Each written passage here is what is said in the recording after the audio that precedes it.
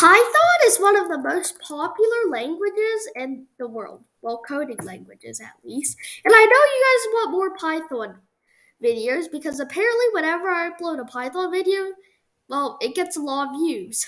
So, I would like to introduce to you a new series. This is the beginner's Python course.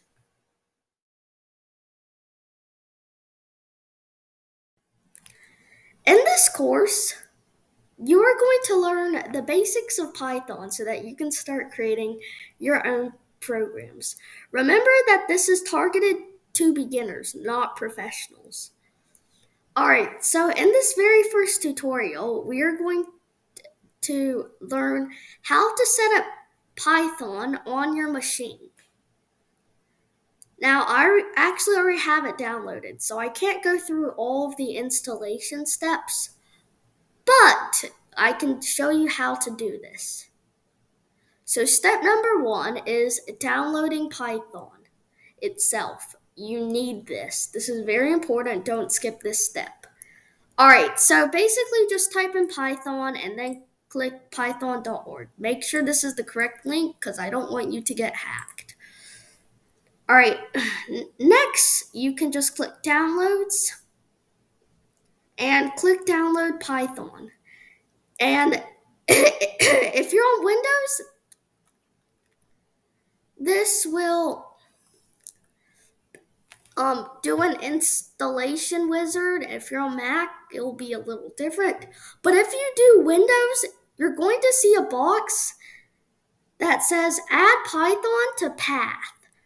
Make sure you check that box. All right. And it's going to be like right before you install it. So check the box that says Add Python to Path before you click Install. All right. The next step is to choose a code editor.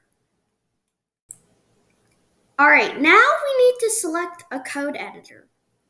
There are many different code editors and feel free to select whichever one you like.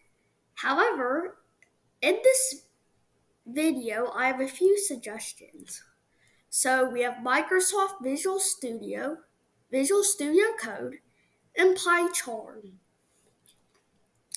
In this tutorial, we are going to be using Visual Studio Code, but feel free to pick any one you want as long as it can handle Python. Alright, after you select one, simply go ahead and download it. I'll hopefully have some links in the description. The setup may be a little different, but the end result should be around the same. So, there you have it. In the next tutorial, you'll learn how to use the print statement. Stay tuned for that.